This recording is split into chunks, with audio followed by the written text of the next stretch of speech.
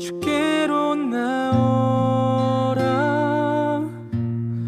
영원하신 주께 나오라 사랑으로 안아주시는 변함없으신 나의 이 시간 우리 마음을 모아 주님을 찬양하는 시간을 갖도록 하겠습니다. 함께 부르실 찬양은 주님의 임재 앞에서 함께 찬양하시겠습니다.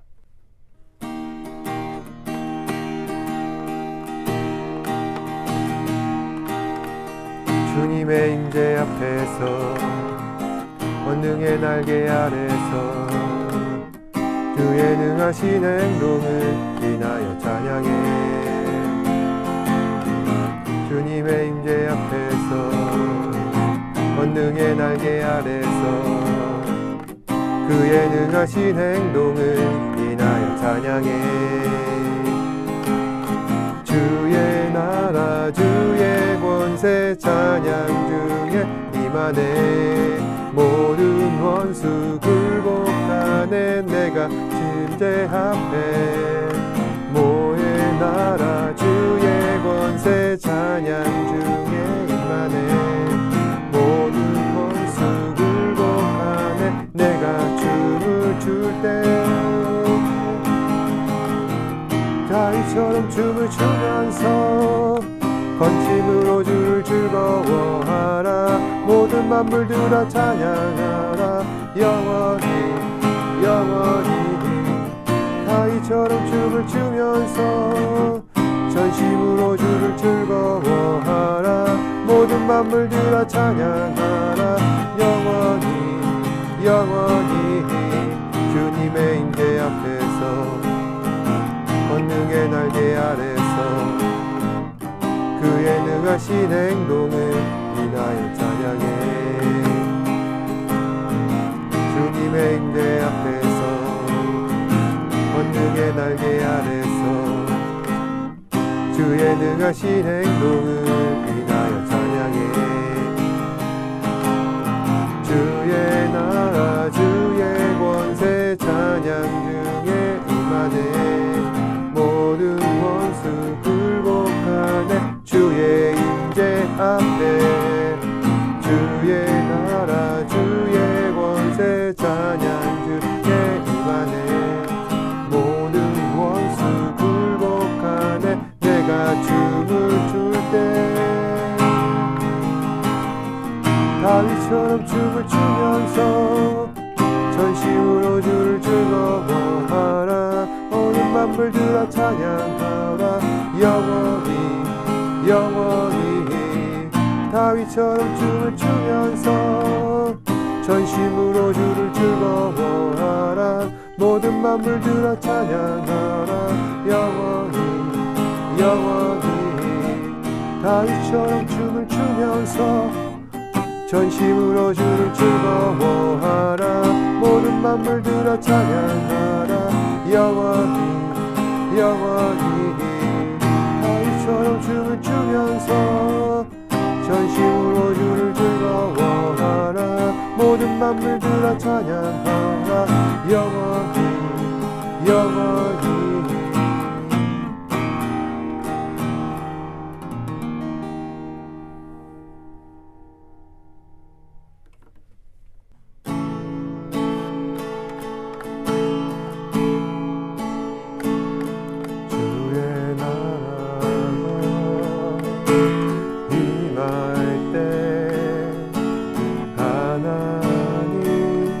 임재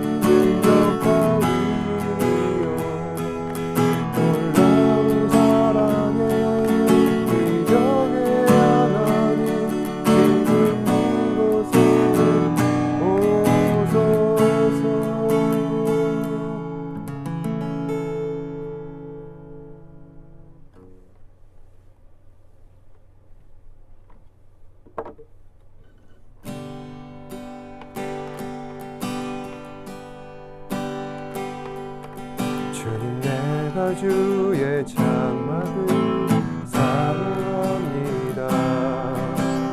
오직 주의 임재를 갈망합니다.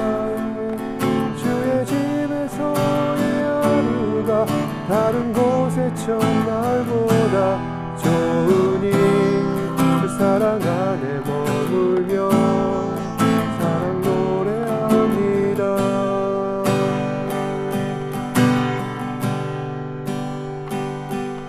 주님 내가 주의 장막을 사모합니다. 오직 주의 임재를 갈망합니다. 주의 집에서의 하루가 다른 곳의 첫날보다 좋으니 그 사랑 안에 머물며 사랑 노래합니다. 나의 평생에 한 가지 소원 주의 아름다우신 보며 사랑 노래하는 것 나의 왕 대신 네 얼굴 구하며 그 사랑 안에 머물러 사랑 노래합니다.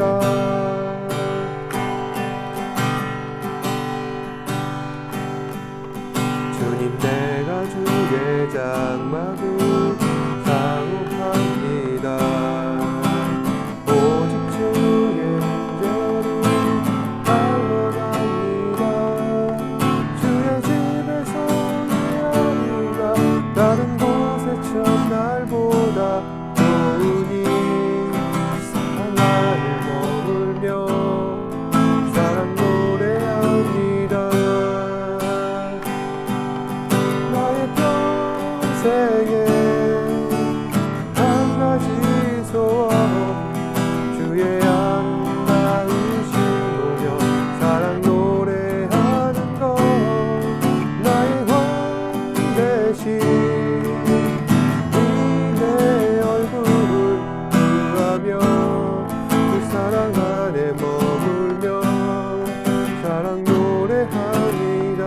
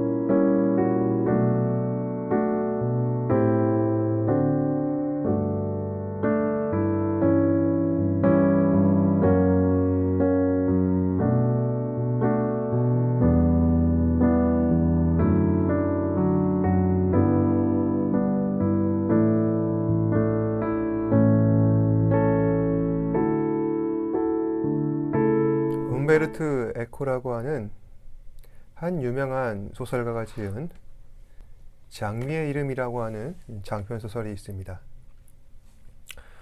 이 소설은 중세 베네딕트 수도원 안에서 일어난 의문의 살인 사건을 다룬 소설인데요. 엄숙하고 거룩해야 할 이 수도원 안에서 왜 이런 끔찍한 살인 사건이 발생했냐면 한 문제의 서책을 봉인하려는 어떤 늙은 맹인 수도사의 필사적인 저항 때문이었습니다. 결국 교황청에서 파견된 윌리엄 수도사에 의하여서 그 내막이 드러나게 되는데 대체 그 맹인 노 수도사는 어떠한 책을 봉인하려고 했던 것일까요? 그 책은 바로 그리스 의화집이었습니다. 그러니까 이 수도사는 인간의 원초적 감정 가운데 하나라 할 수 있는 웃음을 유발시키는 유머집을 봉인하려고 했던 것이죠. 사실 그 맹인 수도사는 베네딕트 수도원의 전 수도원장이었습니다. 그러니까 수도원 내에서 수도원장 다음가는 2인자에 해당되었던 셈이죠. 하지만 두 눈이 멀게 되고 현직에서 물러나 지금은 조용히 수도원 생활을 하고 있는 것입니다. 하지만 그것은 겉으로만의 신용일 뿐 실상으로는 자기 말을 잘 듣는 사람들을 도서관장에 세워서 그 뒤를 조정하는 사실상 수도원의 실세였습니다. 왜 이 수도사는 그렇게까지 하여서 이 수도원에 집착하는 것일까요? 이 수도사는 자신 생각하기에 옳다고 여기는 수도원의 기준이 있었던 것입니다. 그러니까 그가 보기에 하나님을 섬겨야 하는 수도사들이라면 늘 경건하고 진지해야 한다는 것이죠. 만약 자신의 감정을 엄격하게 통제하지 못하여서 웃거나 떠들거나 잘못된 사상이나 철학에 빠지게 된다면 이 사람이 타락을 할 수 있게 된다는 것이죠. 그래서 맹인 수도사는 이 수도원의 정신과 사상을 지키겠다는 명분 하에서 사람을 죽이는 일까지도 서슴지 않았던 것입니다. 예수님께서는 바리새인들을 향하여서 너희는 눈먼 사람들이다. 소경이 백성들을 가르치고 인도하려 하니 참으로 어리석지 않냐며 바리새인들을 맹비난하는데 마치 이 수도사가 꼭 그 바리새인과 같다는 것입니다. 바리새인들은 예수 그리스도께서 선포하신 천국 복음을 거부한 사람들이었습니다. 바리새인들이 복음을 거절한 이유는 무엇 때문입니까? 바리새인들은 그들의 관점에서 전혀 새로운 그리스도의 복음을 받아들일 수가 없었던 것입니다. 그래서 예수님께서 나타내신 그 놀라운 기적을 보고도 눈을 닫아버리고 복음을 들어도 귀를 닫아버리는 것입니다. 만약 그들 가운데 복음을 들으려고 하는 사람이 있다면 배척하거나 박해하여서 죽여버리고 마을마다 수배서를 돌려서 조금이라도 예수님과 관계 있는 사람이 나타나게 되면 철저하게 왕따시켜버리는 것이죠. 당시 예수님께서 공생의 사역을 하셨던 그 시대상이 이렇다 보니 예수님께서 전하시는 모든 말씀은 항상 조심스러울 수밖에 없었다는 것입니다. 그래서 모든 말씀을 비유로 가르치시고 알아들을 사람만 알아듣게 하십니다. 오늘 말씀은 예수님께서 제자들을 향하여 하나님의 나라에 대한 비유 말씀을 전하고 있습니다. 예수님께서는 과연 어떠한 비유로 하나님 나라를 설명하고 계실까요? 그 비유 말씀은 우리 모두가 다 잘 알고 있는 씨 뿌리는 비유입니다. 오늘 본문은 씨 뿌리는 비유의 해설을 다루고 있기에 비유의 내용은 생략되어 있습니다. 따라서 짧게나마 그 내용을 정리하고 비유에 대한 설명을 함께 들어가려고 합니다. 먼저 한 농부가 밭에 씨앗을 뿌렸습니다. 그런데 그가 뿌린 씨앗 가운데서는 길가에 떨어진 씨앗도 있고 돌밭에 떨어진 씨앗도 있습니다. 또 어떤 씨는 가시떨기 위에 떨어진 씨앗도 있으며 어떤 씨는 좋은 땅에 떨어진 씨앗도 있습니다. 길가에 떨어진 씨는 땅을 뚫고 들어가지 못하여서 새들이 와서 쪼아 먹기도 하였거로 돌밭에 떨어진 씨는 흙이 얕아 깊지 않아서 싹은 나오게 하지만은 해가 돋은 후에 타서 말라 비틀어졌습니다. 가시떨기에 떨어진 씨는 가시 사이사이로 들어가서 흙에 떨어졌는데 이게 심겨지긴 심겨졌지만 싹이 나고 가지가 났으나 그 위로 가시가 너무나도 이리저리 얽혀 있어서 그것을 뚫어내고 더 높이 자라나지 못하는 것입니다. 그리고 좋은 땅에 심겨진 그 씨는 당연히 잘 자라서 30배, 60배, 100배의 결실을 얻게 되는 것이죠. 여기까지가 우리가 다 알고 있는 씨 뿌리는 비유의 내용입니다. 사람들은 보통 이 씨 뿌리는 비유에서 30배, 60배, 100배의 결실을 맺는 좋은 땅의 교훈만 취하려는 경향이 있는 것 같습니다. 왜냐하면 모든 사람들이 다 성공하는 인생을 소망하고 있기 때문입니다. 그래서 이 씨 뿌리는 비유에서 30배, 60배, 100배의 결실을 맺는 이 성공사례만을 기대하며 살아가고 있습니다. 하지만 누구나 성공하는 인생을 살아갈 수는 없죠. 인생이라는 것은 실패할 때도 있고 넘어질 때도 있습니다. 따라서 우리의 현실은 30배, 60배, 100배보다 길가나 돌밭이나 가시떨기에 더 가깝다는 현실입니다. 그럼 예수님께서 비유하신 이 길가밭, 돌밭, 그리고 가시떨기가 과연 우리 현실에 있어서 어떤 부분과 맞닿아 있는지 한 번 더 확인해 보겠습니다. 먼저 예수님께서는 길가에 뿌려진 씨를 설명하실 때 다음과 같이 말씀하십니다. 19절입니다. 아무나 천국 말씀을 듣고 깨닫지 못할 때는 악한 자가 와서 그 마음에 뿌려진 것을 빼앗나니 이는 곧 길가에 뿌려진 씨요. 길가란 복음을 대할 때 굳은 마음을 가지는 사람들의 태도를 말하는 것입니다. 이것은 상당한 고집을 부리는 것이죠. 고집이 있다는 것은 어떤 점에서는 매우 좋은 일입니다. 왜냐하면 고집이 있는 사람들은 자기 철학이 분명하기 때문입니다. 하고자 하는 일도 분명하고 그래서 웬만해서는 잘 설득되지가 않습니다. 그러니까 고집이 있다면 그 사람은 어떠한 상황에서든 확고한 자기 철학과 의지를 갖고 자신의 일을 추진할 수 있다는 것이죠. 그런데 문제는 이 굳은 마음과 복음은 완전한 상극이라는 것입니다. 지금의 저는 말씀을 전하며 교회를 섬기는 위치에 있습니다만 과거에는 굉장한 고집과 굳은 마음을 가진 사람이었습니다. 온 가족이 다 교회를 다니니까 저도 어쩔 수 없이 주일 되면 예배는 나오긴 하는데 이게 주일 예배 한 번만 드리고 특별한 활동을 안 하고 교제도 안 하고 그냥 집으로 갔습니다. 누가 말을 걸어와도 대충 대꾸를 하고 횡하니 지나가 버리는 것입니다.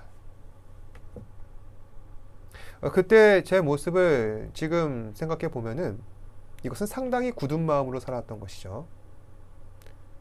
그런데 지금의 저는 그때와는 너무나도 달라져 있습니다. 대체 어떠한 일이 일어났을까요? 저는 삶의 실패를 겪었습니다. 나의 힘과 능력만으로는 모든 것이 다 역부족이라는 사실을 깨닫게 되었습니다. 그리고 내 인생을 설계하는 것은 결국 내가 아니라 다른 누군가라는 것을 깨닫게 되었습니다. 바로 그분이 예수 그리스도인 것이죠. 그 예수 그리스도를 인격적으로 만나고 난 다음에 과거에 굳은 마음으로 했었던 그 모든 것들을 후회하기 시작했습니다. 그리고 그런 내 자신이 너무나도 부끄러웠습니다. 그래서 내가 외면했던 교회 사람들에게 다시 다가가 나에 대해서 이야기하고 인사를 나눴습니다. 그들과 함께 했습니다. 굉장히 부끄러웠죠. 굉장히 쑥스러웠습니다. 하지만 가까이 다가갔습니다. 저는 그때 그 민망한 경험이 있기에 굳은 마음으로 산다는 것이 과연 어떠한 마음인가, 어떠한 기분인가 잘 압니다. 여간 힘든 일이 아니죠. 상대도 힘들고 나도 힘들다. 그리고 무엇보다 사람이 굳은 마음으로 살게 되면 그 안에 복음이 들어가지 못합니다. 이건 그 사람이 오랫동안 교회를 다녔든 교회를 안 다녔든 또 그 사람이 예수를 믿는다 고백하든 안 하든 그런 문제가 아니라는 것이죠. 그 사람의 마음의 태도가 고집이 세고 굳은 마음으로 살기 때문에 복음뿐만 아니라 어느 누구든지 내 마음속으로 들어오는 것을 감히 허락하지 않는 겁니다. 그래서 복음에 합당한 결실도 맺지 못하게 되죠. 참으로 불행한 일이 아닐 수가 없습니다. 다음으로 돌밭에 뿌려진 씨앗입니다. 마태복음 13장 20절에서 21절 말씀인데요. 돌밭에 뿌려졌다는 것은 말씀을 듣고 즉시 기쁨으로 받되 그 속에 뿌리가 없어 잠시 견디다가 말씀으로 말미암아 환난이나 박해가 일어날 때에는 곧 넘어지는 자요. 돌밭에 씨앗이 뿌려진 사람들은 이른바 초신자들입니다. 예수님을 처음 믿게 된 사람들이죠. 뭐든지 처음이 좋은 것 같습니다. 첫사랑, 첫 만남. 우리가 처음 시작할 때 모든 게 다 신선하고 새롭다 보니 다 좋아 보입니다. 하지만 처음만 좋았지 나중에 가면은 흥미가 떨어집니다. 관심 가지지 않습니다. 돌밭이라는 게 그런 것이죠. 특히 초신자들이 그렇습니다. 초신자들은 처음에 잘 믿습니다. 잘 믿는 것 같습니다. 예배 잘 나옵니다. 신앙생활에 아주 적극적입니다. 하지만 처음뿐이라는 것이죠. 나중에는 시간 지나면은 교회에 좋은 점 안 좋은 점, 불만인 부분들이 하나씩 터져 나옵니다. 그러다가 교회를 떠나갑니다. 저도 그런 때가 있었습니다. 신앙생활하는 것은 업앤다운이기 때문입니다. 좋을 때가 있으면은 바닥일 때도 있죠. 교회를 잘 나아가다가도 어느 순간 잘 안 나올 때가 있습니다. 그 이유는 설명할 수가 없습니다. 하지만 분명히 그 사람이 교회를 안 나올 때는 어느 순간 그 신앙생활 가운데에서 다운을 맞이하고 있는 것입니다. 우리는 신앙생활을 하면서 모든 것이 다 좋을 수는 없다는 사실을 인정해야 합니다. 차라리 실망하고 낙심하며 기대하는 것을 포기하는 것이 더 나을 때가 있다고 사람들이 생각할 때가 있다는 것이죠. 그런데 여기서 중요한 것은 하나님의 기대입니다. 하나님께서는 우리에게 무엇을 기대하시냐? 우리가 그럴 때조차 어김없이 같은 자리에서 하나님을 예배하는 예배자가 되기를 우리 하나님께서는 바라고 계십니다. 그런 사람이 나중에 결실을 맺게 되는 것이죠. 하지만 그 사람이 이미 실망하여서 그리고 교회를 떠나거나 하나님을 떠나게 된다면은 나중에 그 사람은 아무것도 얻지 못하게 됩니다. 누군가 신앙생활은 거룩한 낭비라고 하였는데 정말 실망하여서 교회를 떠나가거나 하나님을 떠나간 사람들은 나중에는 아무것도 얻지 못한 채 그렇게 낭비를 하는 셈입니다. 세 번째로 가시떨기에 떨어진 씨입니다. 마태복음 13장 22절인데요. 가시떨기에 뿌려졌다는 것은 말씀을 들으나 세상의 염려와 재물의 유혹에 말씀이 막혀서 결실하지 못하는 자요. 사람들은 모두가 다 자기 주변에 수많은 가시들을 덮고 살아갑니다. 세상을 어떻게 살아갈까? 이걸 염려하는 사람도 있고요.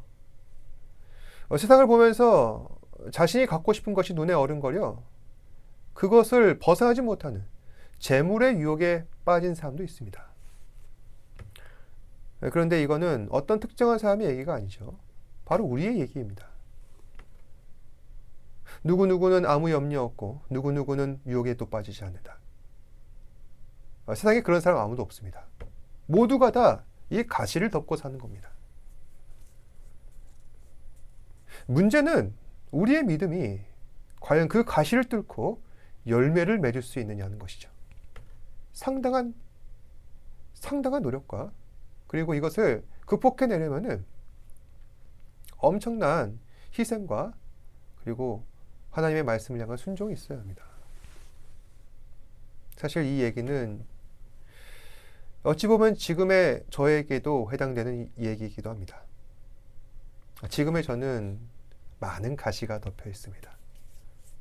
여러분은 보이지 않을 수도 있겠지만은 저는 지금 그 가시들이 눈에 보입니다.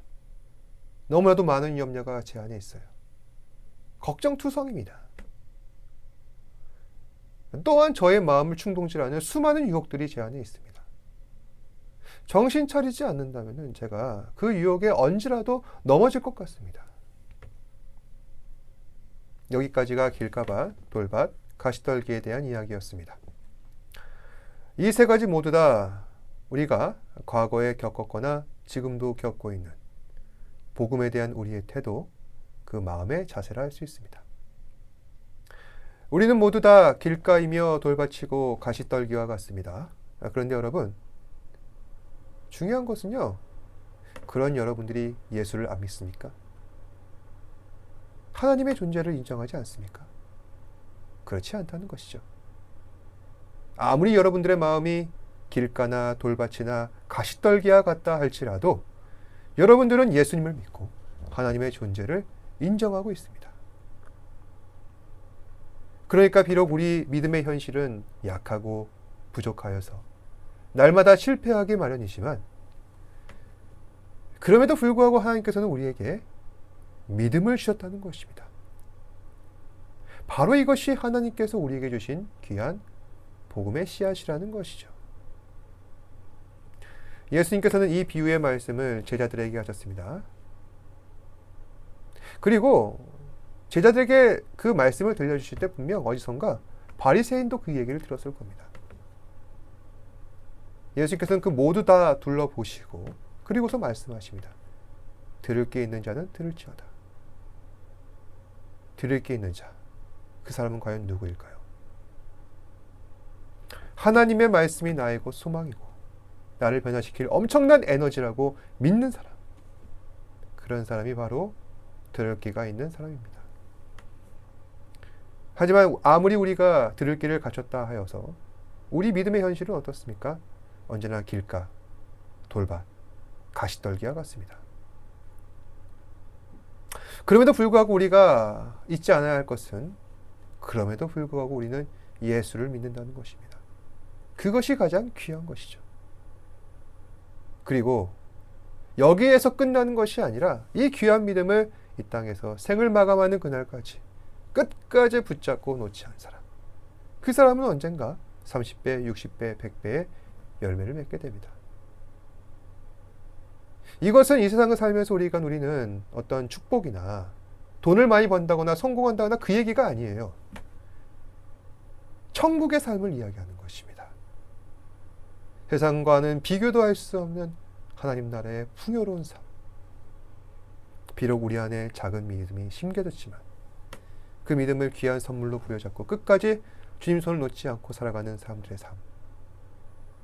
그런 사람들은 자신들이 살아가는 그 현실이 길가와 돌밭과 가시떨기라 할지라도 그 믿음을 놓치지 않고 살아가는 그 믿음의 삶 가운데서 얼마든지 30배, 60배, 100배의 결실을 이 세상에서 뿐만 아니라 영적으로 보았을 때 하나님의 풍요로운 선물을, 또한 하나님 나라에 가서도 그 풍요로운 선물을 받을 수가 있다는 것입니다.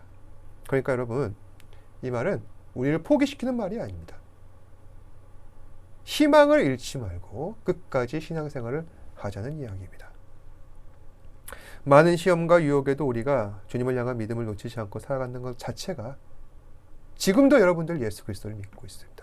이 사실 자체가 정말로 귀한 축복입니다.